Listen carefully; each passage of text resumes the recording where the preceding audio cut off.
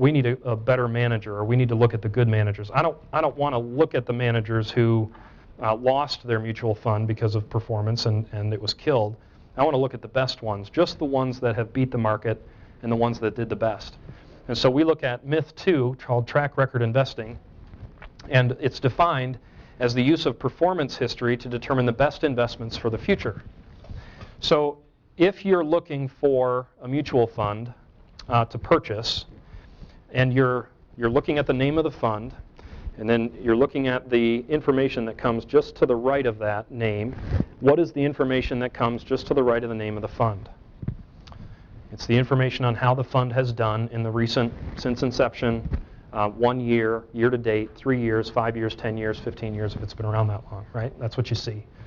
And this track record information is essentially what we get as investors when we're looking to make decisions in our 401k.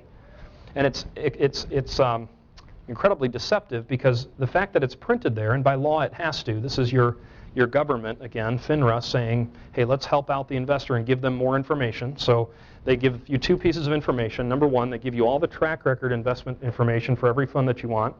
And then they give you a disclaimer. What does the disclaimer say? Past performance is not a predictor of future results, right? So they give you 2 pieces of information that completely contradict each other, and they ought to. The myth is that you're finding funds that did well in the past is a reliable method of indicating which funds will do well in the future. This is a pure myth. To say that some people have done it for short periods of time, beat the market, is not to say that it's a method that makes sense for investors to use, and I'll show you what I mean. In your book, and I'll get you the page number here, you've got 2 big green boxes. And this blue box covers this one, but I'm going to direct your eyes to the green box on the left side of your page, subsequent performance of top 30 mutual funds. Now, at the top of the heading, it gives you a couple of 10-year periods of time. And these are 10-year rolling average periods of time. We have done this over a 20-year period. You take any 10-year rolling average period of time, and you will get results like this. And we can go back on any one. But this ended year-end 2011. 2012 data is coming out here in a few months. But from 92 to 2001, the 30 top performing mutual funds are listed. Fidelity Select Electronics Portfolio, all the way down to Vanguard Prime Cap Fund Investor Shares, and everything in between. And their returns for the annualized returns for that 10-year period averaged are listed, and their rank. And this is a rank out of 27,000 mutual funds. These are the top 30, and they're the top 30 for a reason. If you look at the little bottom section there, or here, the top 30 funds averaged 19%. The S&P 500 did 14%. The total market did 13%. And the all funds average return did 11%. So all mutual funds, again, fully underperformed the market, as you'd expect it to do. This includes all the underperforming funds. The top funds did 19%. If you look here at the very best one, they did 28%. They killed it. And guess what they were doing? They were comparing themselves to the market, to the S&P 500 when you came in as an investor to buy, and they said, look, we've got 30 mutual funds you can choose from, or some scattered group of these, and you could put these in your portfolio. But you didn't get this list in 1992, right? You got this list in 2001. And if it were 2002, there would have been a different list. There would have been somewhat the same, maybe, but by and large, there would have been different information on it. Now, the question really is, because you bought this in January of 2002, the question really is, what happened since you owned it to these top 30 mutual funds? Because if we want to try to avoid being on that bottom 200 list, where we have a negative 77% return, we want to go to the best. So we go to the top 30 from a production standpoint and a return standpoint funds. Well, look at their production the following 5 years, now, or 10 years. Now, granted, this was a rougher period of time, but the point is, these top 30 funds underperformed the S&P 500 by a full 2%. Not to mention, these funds cost more to own than an equity index does. You could have simply owned the index for that next period of time. The point here is, almost nobody gets this return. When does all the money come into a top performing mutual fund? After what? After it performs, right? And almost nobody gets it. A few investors get it, because they started the fund. Some money is in there, right? Those investors got it for a 10-year period. But most investors come into the top performing funds 5, 6, 7 years after it gets 5 stars. And its days are numbered right at about that period of time. And yet that's the information that they're using to sell you on using those funds. And so we chase after those 5-star funds and lose as a result. The next page, I'll show you a shorter period of time. This one's even more detrimental because both periods of time were positive. If you look at the top 30 funds on this one, you can read it a little better in your book maybe. A couple of different names will jump out at you. If you look at it, you see a lot of natural resources and energy, and you see some small cap or micro cap, right? This is simply a period of time, a 5-year period of time, where energy funds did well and small companies did well, okay?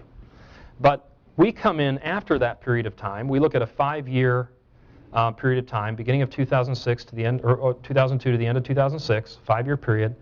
We look at the best funds. We see the S&P 500 did 6.83. This fund did 41. Why am I not jumping all over that? I mean, that just makes a ton of sense. It is hard to ignore. It's hard to ignore 41% when the S&P 500 did 7%.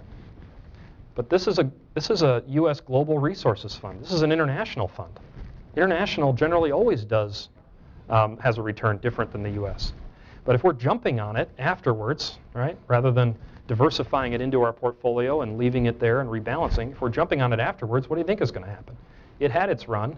Now it's going to ease off a little bit when the S&P 500 is doing 4.3 and the average of all mutual funds in that top 30 list did 1.24.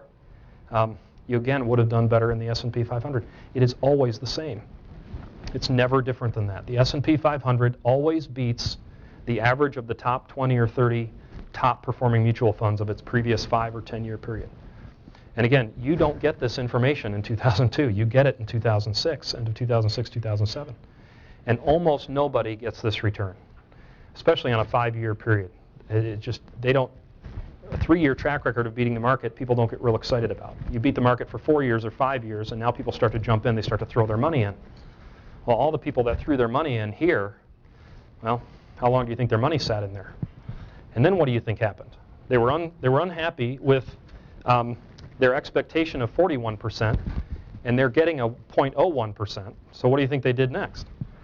They went back and said, I'm not happy with this one. Give me another one. Well, how do you think they chose it?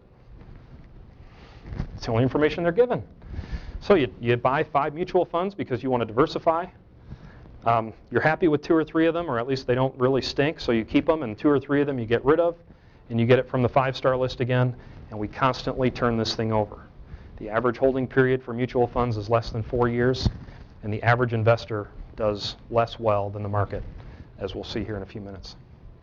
So track record investing is a myth, and the key here is that a manager's ability to choose stocks in the past is correlated at a statistical 0 to his or her ability or the team's ability to pick stocks again in the future.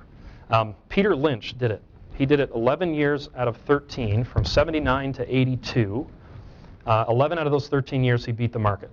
Legendary status with the Fidelity Magellan Fund. His life was in shambles at the end of it. He decided to make a change for his family, and he decided to put a team together. His team has never yet had anything near the results. Fidelity Magellan has slightly underperformed the market ever since then. And there are economists and scientists who believe, mathematicians who believe, that Peter Lynch knew how to beat the market. That actually, I've been told, takes 64 years to actually prove. But they believe he could do it. They believe he was smart enough. But the fact is that's irrelevant to any of you, because even if it is true of somebody, you had to meet them in 1979, at least 1980. You had to meet the right one. And they're not going to be in business doing this as long as you need them to be to make sure your retirement goes from start to finish. So I used to try to prove, hey, the market can't be beaten. The market can't be beaten. Well, there's always going to be someone smarter than me that proves that, you know what, the market might be able to be beaten. The real question is that relevant to you as the investor, to me as the advisor, whether or not the market can be beaten? I'm here to say whether or not the market can be beaten is irrelevant, Because for you to know and make decisions based on it, you're already behind the curve, and the correlation between past stability for mutual fund managers and future performance is 0.